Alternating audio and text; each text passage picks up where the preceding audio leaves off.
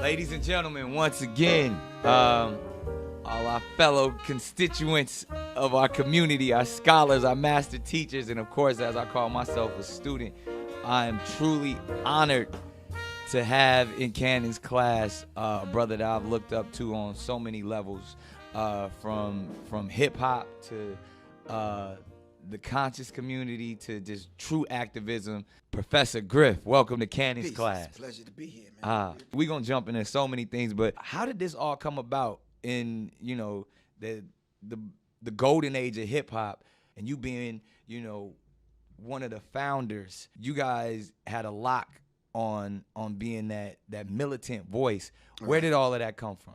Wow. It all came together, and it all worked thanks to Chuck having the vision to bring it together. What was so powerful, and to me, like the way I tapped into it, like, and I was a kid, like a kid, 8 years old, 7, 8, something. But to see someone like Flavor, to see Chuck, to see y'all, to see Terminator X, and to understand it was every element of my hood. It was every element of the projects, to where Flav was the wild, crazy, fat, the fashion. Chuck was more of like the teacher. You were more the militant, and Terminator X was the dude with the sound. You know what I mean? Like, I saw every element of my hood in Public Enemy. So I saw the dichotomy of the crazy boy to really hear to you. It was almost like the opposite to see as Chuck being the mouthpiece, and to see the stern discipline. A lot of people couldn't believe it. Yeah. How the hell y'all saying what y'all saying, man, and y'all not? People say that about me to this day, like, yo, how you doing this and still doing that? But so I feel you on that. I'll be honest with you, I did. I questioned. I'm like, wait a minute, he up in that space. How you moving? Like, That's why I asked you earlier about your health. Are you good? Yeah. And even now, people like, because the documentary we were just a part of, and all, people like, man, you got to watch who's preparing your food for you. You got to watch how you move. And it's not even on something we not operating in fear, but the fact that we speaking so much truth that we just got to be more aware. Exactly. And I felt like y'all brothers was aware, and that's what I really want to get into, because you talk about the grand design, and we talked about the neutralization of our messages and our people. That happened to you in a real way, in real time, to where you were the one that everyone came after when you started to speak. And I mean, I know you've spoken about this so many times, but I just want to, give context to some of these younger people out there, to where Public Enemy has such a voice and was waking up so many young people in our community through hip hop when it was still new. And I want you to talk about it, because I don't want to, because you here, but there was but you have to help me contextualize it. Yeah. So as I saw it as a young man, that as the Minister of Information, and like I said, it's an honor to have the Minister of Information in Cannon's class, but you had so much information and was so fearless in your message. And through Public Enemy, I felt like you were the one that had the most substance and weight in speaking unapologetically, because Chuck had to do it. He was the MC. He couldn't be so out there in his messaging. He had to make it fly. Yeah, he had to be an entertainer. But you were like, I'm just giving it to you raw and uncut. And if you could contextualize it and kind of, because I don't know the entirety of it all, but from my understanding, there was some information that you put out there that, again, where you were asked to apologize, or the entire group was asked to distance themselves from you. And that was kind of the first, that, as I saw, the divide of Public Enemy, to where they had to go on and continue to be an entertainment group. And you stuck to your guns and said, I'm Griff. I'm Professor Griff. I will always be the Minister of Information, and I'm not going to apologize. So I'll step away and be myself and allow you guys to go on.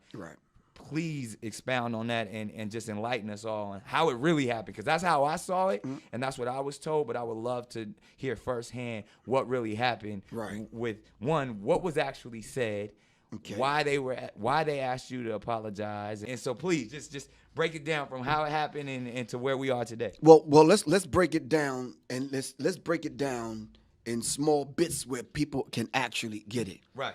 All right, so to my understanding, now I want to thank Khalid El Hakim from the Black History 101 Mobile Museum.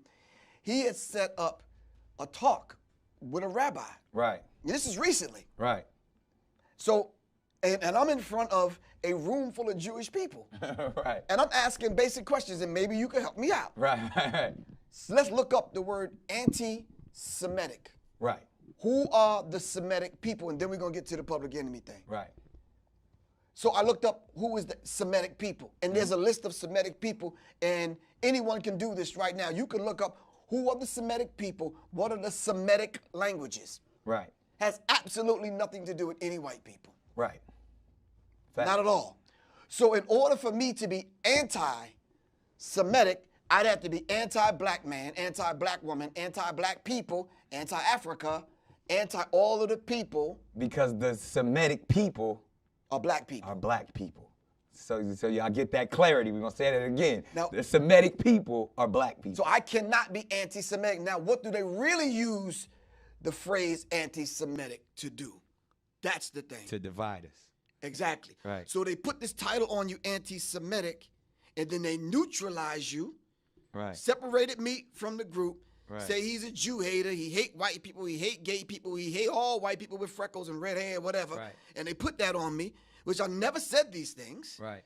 You understand what I'm saying? I just ran down the history given to me by my elders. And anybody could read this for themselves. Right. So it ain't a Professor Griff hating people thing. Right. Now, closer to what happened with the public enemy thing, the brother by the name of James Baum, one of the X1Ws in the group, gave me some information because he was in touch with the research department of the Nation of Islam in Boston. Right. Got the information, and we talk about the secret relationship between blacks and Jews. Right. It was a manual. It wasn't even a book then. Right. Wow. I got it. I went to Kinko's so I can get me a copy. Right. The brother recognized me. Oh, you that dude from Public Enemy, man. Right. For real. I said, yeah, bro, I got to get to this thing because I was the road manager, so I was responsible for everything. Right. I gave it to him. The brother gave me a copy, but he made himself a copy also. Yeah. So that's a violation, but cool, bro. Whoever you are. He wanted some information. He wanted some information. He was hungry. He was thirsty. Exactly. Okay. When I seen the brother again, dude gave me a box of them. And I gave James back his. So I read it. So now, the spokespeople for the group, me and Chuck, we did all the interviews. Right. We sat down. We went to D.C. We was doing the interview that day, and it wasn't even my interview. Right. Chuck's interview, he didn't want to do it. Right. So I sat down with him. Now, mind you, I'm the Minister of Information. Right.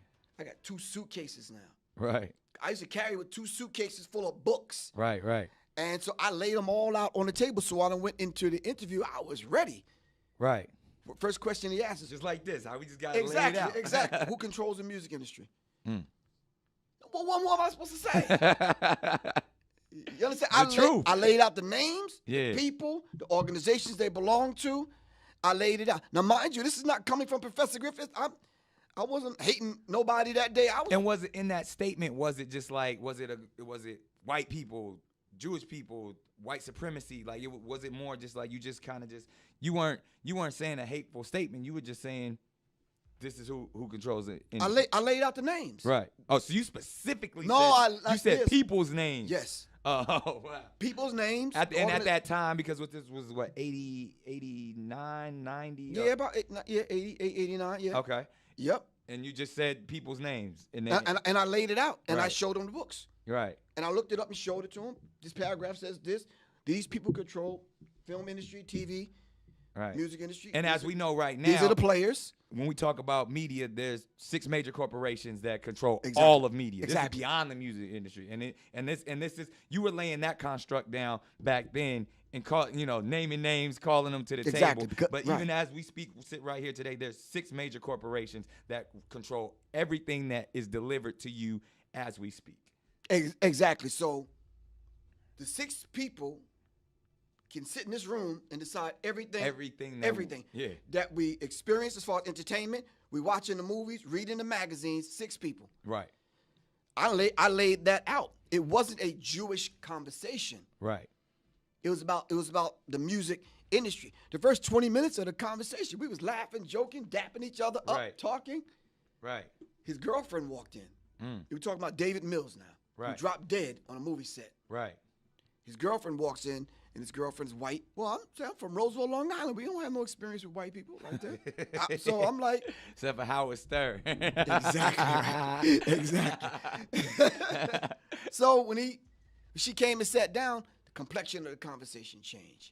It became more, and I'm like, you know what I'm saying? Yeah. A couple of times you even pressed the pause button on the cassette. Yeah, that privilege starts speaking. And right. So now he had to change his tone because now the white girlfriend is sitting next to him. Right. And she's getting offended by me calling out the Coens and the Moskowitz and the blacks and the Right. And I'm like, okay, but still no hatred involved. I'm just laying the history out. Yeah, we're just speaking facts. When I finished the interview, he admitted and said to himself, you know something, this is the kind of stuff that can get you in a lot of trouble. And I'm like, now keep in mind now, I'm in my 20s. Just like these conversations.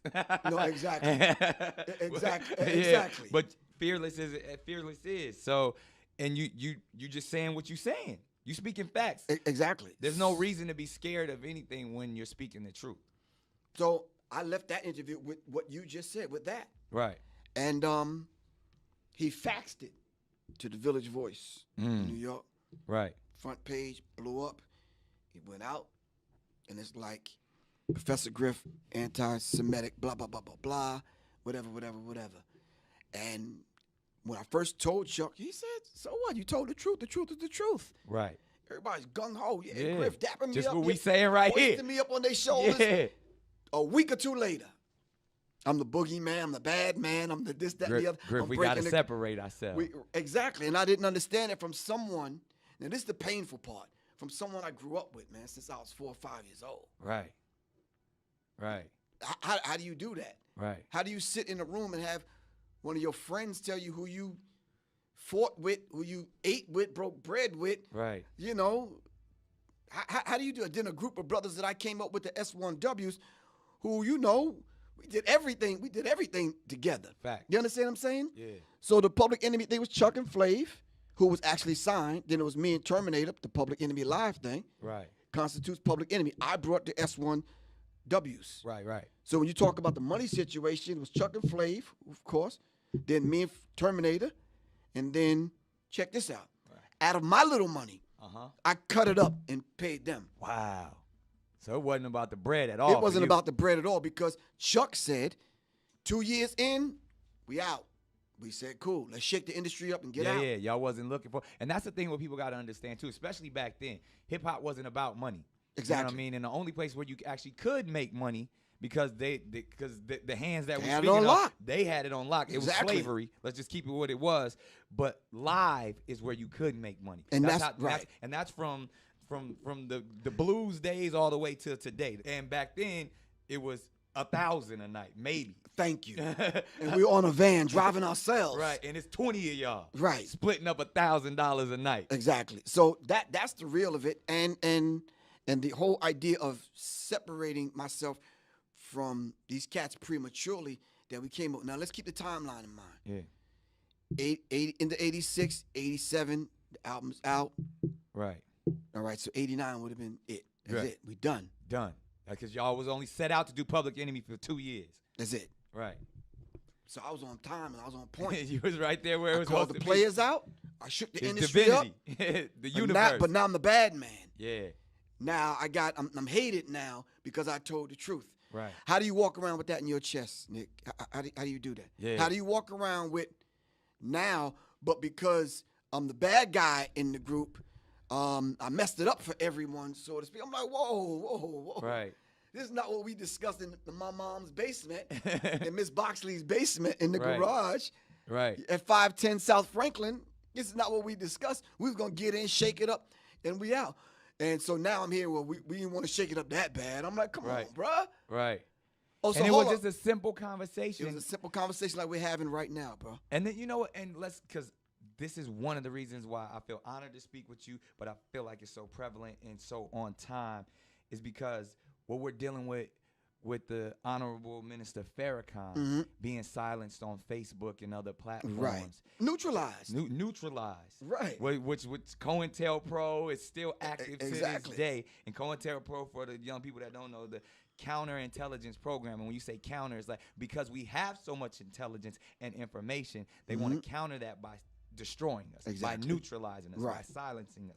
So what we're speaking of today, because they attempted to silence Minister Farrakhan right now, which is COINTELPRO actions and activations, and they did the exact same thing to you. Why is it such a problem to speak the truth? It became a problem for us because of the propaganda machine. But it's more of a problem for them. Right. Because they've taken our birthright. Right. They don't want us to be them. Deeper than that, they don't want us to be us. Wow. Nah, they don't. Now because you recognize. Right. And now they identified you. Oh man, Nick knows. Right. Who he is, and then now the flip side of that, you know who they are. Right. So let's dive into it. Who are they? When we speak of, because this is where it truly is, and when we talk about those the 6 corporations, when we go as deep as the Rothschilds, centralized banking, those the 13 families, the bloodlines that control everything even outside of America. When we talk about the people who, if we were truly the children of Israel, and we're defining who the Jewish people are, because I feel like if we actually can understand that construct, then we can see that there is no hate involved. When we talk about the lies, the deceit, how the fake dollar controls all of this, then maybe we can get to the reason why they wanted to silence you, why they wanted to silence Minister Farrakhan, and they want to throw that we are having hate speech when it's never hate speech, when it's not. You can't be anti-Semitic when the Semitic, when we are the Semitic people, when we are the same people that who they want to be, that's our birthright. That's our birthright. So if that's truly our birthright, there's no hate involved. It's not. How did this message get so misconstrued? When we came back to claim it. Right. When we woke up and we came back to claim. If you steal my bicycle when we were 6 years old, and you riding around the hood with my bike, and now I'm 12, and I understand. I want my bike back. I want my bike back, man. Now you gonna kick up dust. Right. You understand what I'm saying? And I'm brolic enough to get my bike back. I know some techniques now. I want my bike back. Right. I'm coming to get my bike. You gonna kick up dust. You might even have enough prowess and cockiness and wherewithal, because you've been riding my bike around. You made connections now. Right. And convince other people that that's your bike. Now you got a couple of bikes. You got a whole gang. You got a bike gang, and I'm over here walking. Walking, right around. So now when I go get my bike back, you done painted the bike. You done put some new wheels on it. It really don't even look like my bike. It don't look like my bike no more. Right. You understand what I'm saying? Right. So now I'm waking up, and I'm like, bro, I need my bike back. Right. For real. Right. How do you know that's your bike?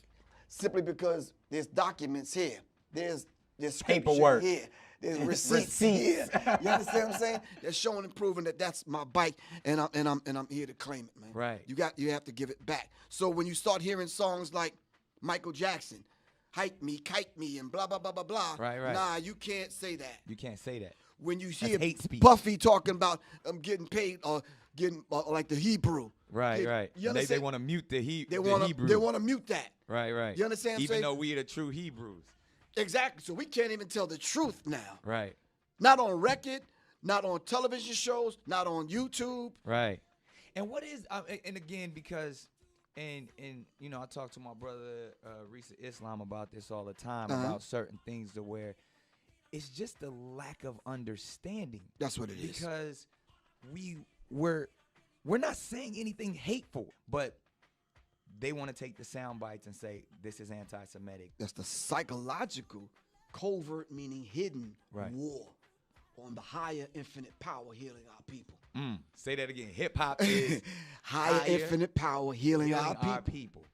The higher infinite power healing our people. It's well, hip-hop. if it's higher, then it's gonna vibrate on that at frequency. The higher chakra. Yeah. And we gonna connect. Sometimes, you know, you see your homeboy, you up in the club, the music loud, y'all can't talk. You like, you know. Yeah. Or when it's about to go down, the energy, you know. Exactly. All right. Right. So if it's infinite and it's the power that's in us because of who we are as a people, what I'm saying, I'm connected to the source. Right. But because I'm connected to the source, we have a higher infinite power. Right. But we can take this power now to heal our people. Wow. You understand what I'm saying? And then delivering it that way, like the COINTELPRO, like those black organizations where they saw the Messiah coming up in the ranks, they says, no, we have to stop that. Now, let me ask just a couple of things so we can kind of contextualize this thing. You have an assignment, right? Yep. A life assignment. Absolutely. You ever get to that point where you're not feeling kind of like you? Right. So now you got to be introduced back to who? You. All right? And you got to be reminded of your assignment on this planet. Right. You understand what I'm saying? Mm-hmm. But the thing is, have you accepted your assignment? Right. When you find people dealing with this whole psychology of self-hate, rejecting themselves and their divinity and who they are, I think there's a misnomer there, man. And it's like it's almost like they don't want us to know the truth. Back to that again. They don't want us to know who we are. The Christians say what? You have to be born again. Say that again. Because really what the Bible truly is just stories and allegories. And those allegories and stories and things were stolen from who we are as a people. As a people.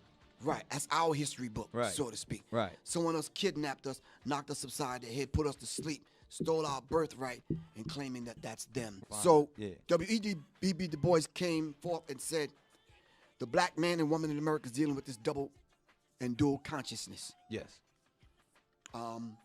In a modern context, that's code switching. But right now, what is this dual consciousness that we're dealing with? Causing cognitive dissonance inside the spirit of the black man and woman. What happens now when you operate in the world that's diametrically opposed to who and what you are as far as your existence is concerned? How do you operate in a world like that and then be you? Right. How do I be Professor Griff and still operate in the music in music industry by telling the truth about the music industry? That's kind of difficult, man. Yeah. I can't go home and take off and put on Professor Griff to go on stage. No, bro, what you see is what you get, man. Right, facts. I'm not Professor Griff on stage and then I go take it off or put on a costume. So ultimately, are we saying that there's a certain group of people that maybe they're scared of the truth? Well, I think we need to understand that there are some people that came in, sat at the feet of our ancestors and our people, learned, and took that sacred knowledge. Thutmose and all. Exactly. And then, second time, coming back to the continent, plan to destroy and take everything. Facts. We know the Europeans came in and raped and pillaged. Exactly. We know that. Thus, seeing how we operate and how we move and the deeper sciences, so they came and figured these things out among us, and they took all of that from us and set that up to rule what we call this present system that we live in right now. Right. They put us to sleep by taking the very thing away from us that we depended on the most. If I said to you, what is the most important thing that keeps your life, that wakes you up in the morning and keeps you moving and motivated during the course of the day? Whatever that thing is, if I took that from you, would you be able to exist? Nah, you right? took my essence away. I took your essence away. And then what if I fed you the wrong food?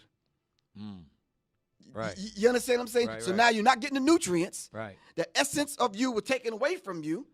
All right. And then I moved you from one location to the other and mixed you up with some people that you can't even really communicate with. Right. And I did this over a period of time in different places on the continent, because we haven't talked about brothers and sisters in Brazil yet. Right. In the Black African diaspora. That's where the most Africans went to. Exactly. To South America. But the job that they did on us here, they actually put us sound asleep. Right. When's the last time you ever got that sound sleep? That deep sleep. You not only need an alarm clock to wake you up, but somebody to come and shake you. Shake you for a minute. And then even when you get up, you're kind of groggy. Yeah, right. So you have to be brought back. And then when you woke, as they say now, the essence that they stole from you has to be put back in you. Once that started happening, that's when we said earlier, they waking up, man. We cannot allow that to happen. So then let's go to what it really is then. When we talk about the power of melanated people, the people that don't have it are a little, and I'm gonna say this carefully, are a little less, and where the term actually comes from, because I'm bringing it all the way back around to Minister Farrakhan, when they were sent to the mountains of Caucasus, when they didn't have the power of the sun, that the sun then started to deteriorate them. So then they're acting out of fear. They're acting out of low self-esteem. They're acting out of a deficiency. So therefore, the only way they have to rob, steal, rape, kill, and fight or flight. Okay. in order to survive. Exactly. So then they're acting as animals. Right. So they're the ones that are actually the true savages, and then they built up this conquering barbaric mentality that they're coming out of Europe. They then said, in order for us to survive, we have to take what's not ours. And then they went into the land that actually where we are originated, and instead of trying to make friends, they said, we want what you got. Because there's this mentality of whether it's the Caesars or even that we have to conquer. Right. So I say all that to say that they were doing that as survival tactics to stay on this planet. Right, because we never had to do that. Right, because they've learned when they circumnavigated the globe and they ran into these islands and these places, and we were already there to greet them. Right. With open arms. Teaching them, but then they were deficient. They were deficient, so they wanted to get what they thought we had, and we did have it. So theft took place of the natural resources. And then that's when their disease, exactly. That's where their mentality, because I'm trying to get to that place of how they were able to get control over their so once they people. learned that, though, and now they raped and impregnated, left and came back, and they saw the child lighter, they said, wow, that's when they learned genetics. Genetic annihilation.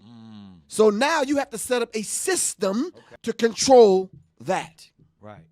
Now we got to set up organizations. Coming out of Europe. You understand what I'm saying? For that same system, now you're talking about survival, what you just laid out. Now it's fight or flight. Now we have to set up these systems in order to survive. Right. But listen, not just survive to get some damn some hamburger buns and some cheese. I'm talking about on a genetic level. On the genetic, because they will, and that's even from the white nationalists to the white supremacy mentalities to Donald Trump himself wanting to build walls. Right. They're trying to keep what they consider purity.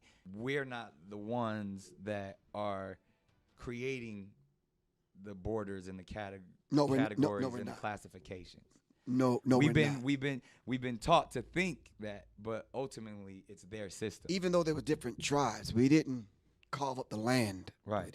Can't Tribalism was just more about we are who we are. It's existence. That was culture. It was culture.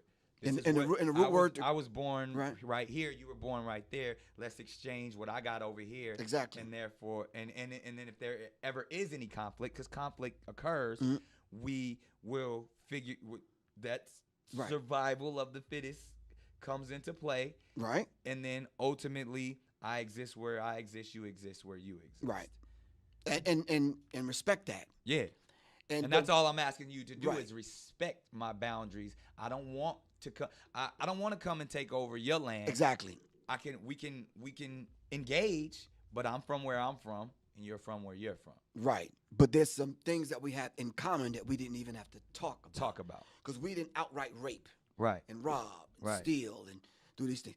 If a couple of your cows came over and destroyed my vegetables, then somebody has to pay for that. So you got to come work this land. Right. Some call that slavery. No, it wasn't that. You had to repair my crops that you destroyed. Right. You understand what I'm saying? Absolutely. Someone looked at that and says, well, look, I could take thousands and millions of them across the water, brainwash them, and I could build an entire nation for myself. Right.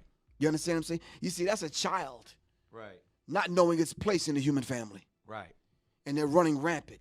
Now that the parents went to sleep and been put to sleep, the children are running the house. And that's what we're seeing. The littles are running the house right now. Exactly. On all levels. On all levels. On the cultural level. So let me ask you something. So what is the subconsciousness saying? What's the fear? The subconscious said, I got to survive. Right. What do I have to do? And that's what it's been from the beginning with the okay. How do you do that now? people. How do you do that and show love? I got to take natural resources because I may not be here in a minute. Right. I got to bomb these people back to the Stone Age because I'm not going to be here in a minute because I got to be able to dominate. War was created. Exactly. And control and dominate people. Okay. I have to survive on this planet. Right. You understand what I'm saying? Right. And as you call it, this is a Griff quote right here. Life is living in fear of extinction. Right. Exactly. And it goes back, and it goes all the way back to where you were not being anti-Semitic, because that's impossible. You were just speaking the truth and talking about your community, your tribe, and how others have came and taken from your tribe. So, which I would love to jump and just divert just originally hip hop, and I love how you define hip hop, the higher infinite power healing our people. Right. And you where the state of hip hop is today. And you said something so powerful, man. And I want the people to hear this when you said they killed all the bigs and birthed all the littles. Ooh, yeah. And if you think about when you say from Big L, Biggie Smalls, right. You know what I mean? Even the idea of then we birthed, no offense to none of these brothers, but the Lil Xans, the Lil Pump, Lil this. Yeah. Where did that come from? Is that spiritual warfare? Ooh, that's psychic and spiritual warfare, man. That's psychological war. And the whole idea, right? The whole idea of killing off the bigs and producing the littles is part of it. Right. What better way to do that? Yeah. Now you got a whole generation of MCs, rappers coming up. Little this one, young that one. Right. As though you will never grow up and grow old and become a man. You're going to be little forever. You're going to be little for the rest of your life. So you come on now on television shows sucking a pacifier in the baby bottle. Mm. You understand what I'm saying? And we have to understand that particular. In a skirt or a dress. Right? And they forgot that sister. Exactly. Right. They forgot that Sister Soldier said, we are at war. We're at war for the hearts and minds of our people, man. We have to understand that. From the big to the little conversation, now is the male to the female. Now we got everything now, which is ridiculous. To we got Snapchat filters turning our brothers into good. I done seen some of the most gangster people I know put this Snapchat filter on to see what they would look like as a woman, to where like all the way to like, man, if there was a wig and some makeup sitting right there, take the digital aspect out of it. So if there was a wig and some makeup right there, yo, Griff, put this on, man, so I see what you look like. Exactly. Would you do that then? But we will do that with our phones and our screens, and we'll send it and we'll post it for the likes forever. So say that though. In media, and I salute my brother Dave Chappelle and so many other. We've all heard the famous story where he said Hollywood tried, there was a dress hanging in his and his trailer, tried to put him on it. And some of the brothers that I look up to and will forever look up to, from Eddie Murphy to Martin Lawrence to all of these people, have to in entertainment put on the dress. And a lot of people say they're selling their soul. Dr. Francis talks about when we see these images of, because there's a lack of fathers already, there's a lack of male figures, we are emasculated and we don't know how to be men. And that's where I want to dive in here real quick, because there are so many misconceptions about who Professor Griff is. There's a lot of you gonna have me crack the book open.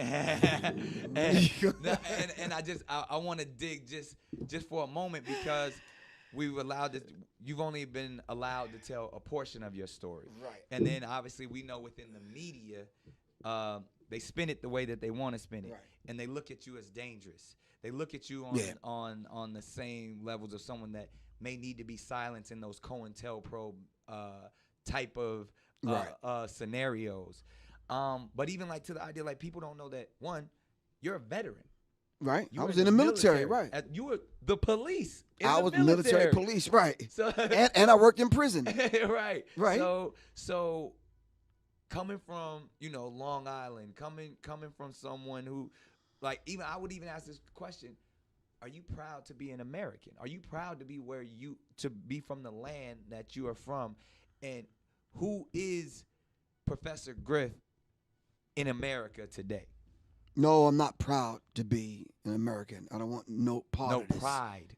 I don't have that pride. I'm not prideful about being from this particular country. Right. I'm glad that I came back to connect with my brothers and sisters here in America that was here long before Chris and the boys got here. And that's long before America Vespucci. Long before all of them people got here.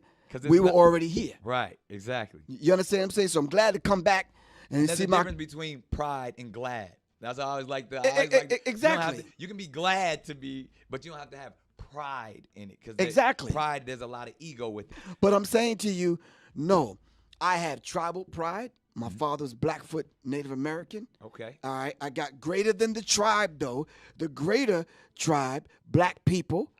I have pride. And I'm proud to say I'm connected to all of the carbon, copper, melanated people across the globe. Come on now. And we have something in common. Yeah. And that goes back to what we were talking about, to the people who don't have that, who have a deficiency in that, who want more of the melanin. Exactly. And the way they see about getting the melanin is going through, please don't get offended, sisters, going through the black woman. The only way they can enter into the hereafter is through the black woman, by dropping and planting that seed. You understand what I'm saying? Yeah. So if you come along and say, sister, you might need to find you a brother that you seriously, that can be your complement. Right. You understand what I'm saying? And then we get into colorism. Yeah. And these seats, the lighter and the darker. Right. Who has more melanin in that? Who set that in motion with the Willie Lynch letter? Right. See, but every time they see any glimpse of us coming back to ourselves, to connect back to the self. And then I think my wife said it better. Shout out to Soleil. Right. She says it's the journey of the self, through the self, back to the self. Right. So if you understand that dynamic, it's like, wow, okay, I've been knocked upside the head, put to sleep. Right. Now I got to get back to the self. So guess what happens with these books? Right. I got to introduce Tay-Tay and Twan and Peanut and Day-Day them back to themselves. Guess who gives me the most opposition?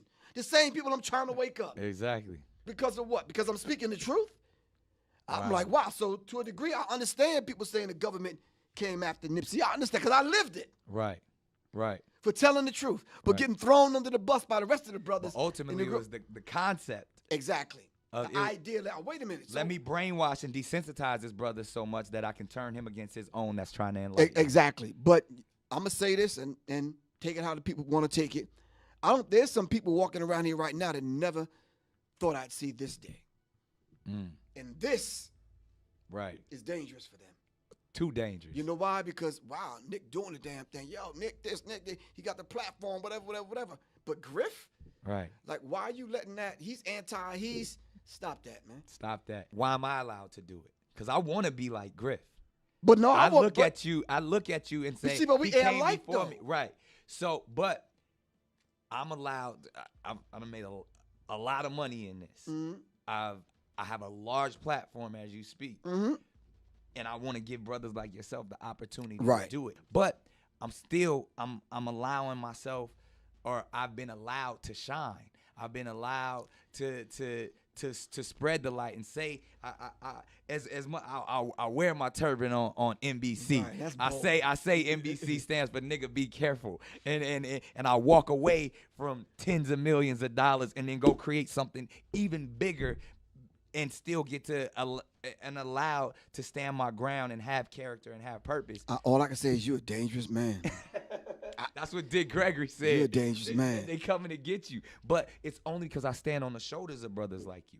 I learn from you. But how many people actually say that, though, Nick? Come on, bro. But it's the truth. No, let me tell you something. And the people watching this will know this is rare. People don't invite me to shit. When have you seen me on a documentary film? Never. Right. So when they say, Mr. G says, yo, Nick want to meet you in blah, blah, blah, blah, blah, and the Dr. Sabi thing and the Nipsey, I'm like, you sure? Yeah. Mr. G will tell you. I'm like, yo, you sure? You understand what I'm saying? He's like, yeah, man, dude, it's real. I'm like, all right. Man, so, I mean, we done tapped into a whole lot, and I know the internet gonna go crazy. It's gonna definitely be some stuff that goes viral. Yeah. Even once they see us sitting down.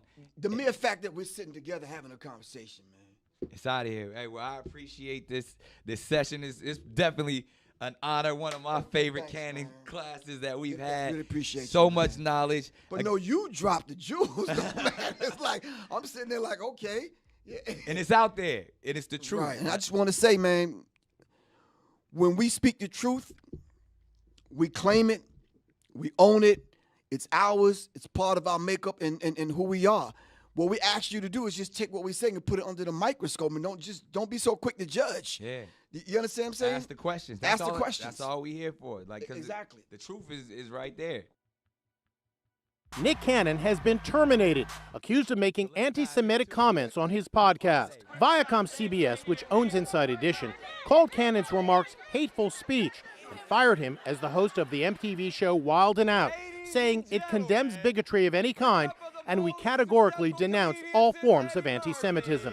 The controversy erupted after the 39-year-old TV personality's bizarre interview with former Public Enemy rapper Richard Griffin. You can't be anti-Semitic when we are the Semitic people. That's our birthright. So if that's truly our birthright, there's no hate involved. The ladies of The View didn't hold back opinions on Cannon's actions. I'm always surprised when you hear, especially someone that's African American, spout anti-Semitism. You know, I don't quite understand.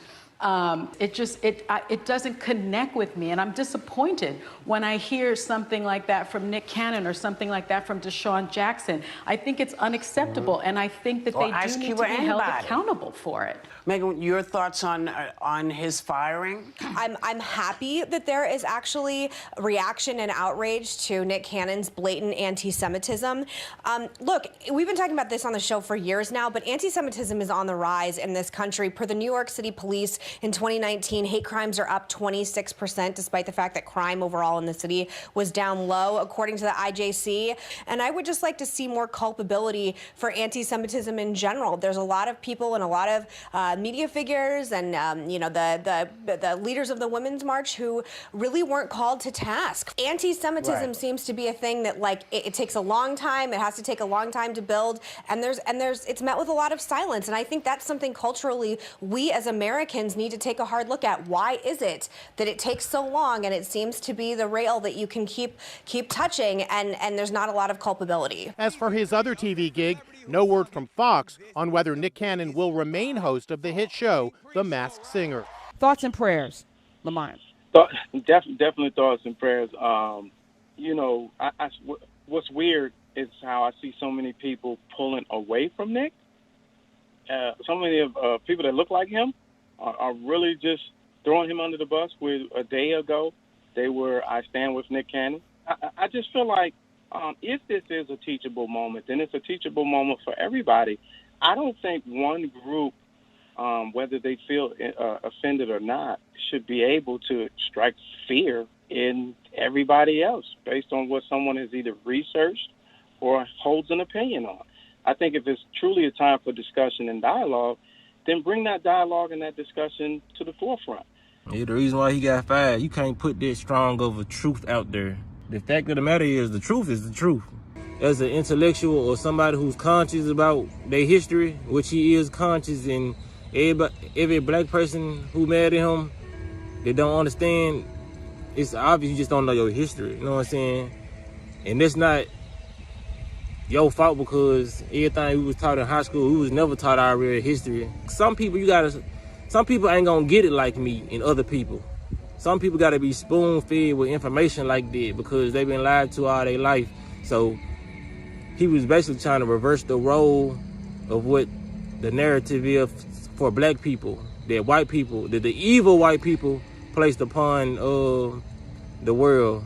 Not only do white people not understand our history, black people really don't understand our history. It's some more white people out there that understand the black history than we do. And that's why all the black people getting mad because they ain't, you gotta read, or you gotta either do your research. It ain't just gonna fall in your lap. I'm gonna keep this short, sweet, and simple because we have a lot of stupid people out there. And a lot of people are, you know, flooding my page right now, or you don't support Nick, or this, that, and the third. So let me go ahead and sum this up. Let me start off by saying this. Conceited messaged me on Instagram and said, yo, I think Wild 'N Out is over. I don't know what's going on with Nick, but I think Wild 'N Out is canceled. So I'm like, all right, what about? So we got on the phone. Immediately he called me. We were discussing what we may think it would be, or whatever the case may be.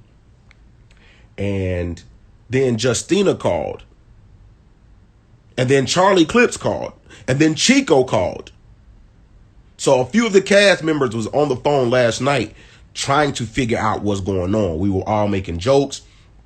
We was trying to figure out, damn, like, is this really over? This, that, and the third, yada, yada, yada, yada.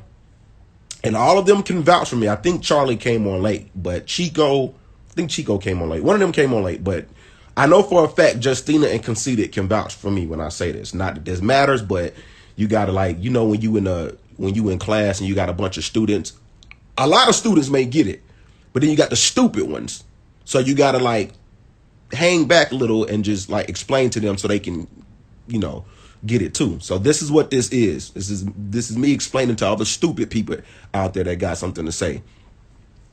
So Justina and Conceited, we were on the phone, and I tell them, I said, hey, Justina asked, she was like, so what's up? Like, if Nick walks, or if this is over with, are y'all still staying on Wild 'N Out?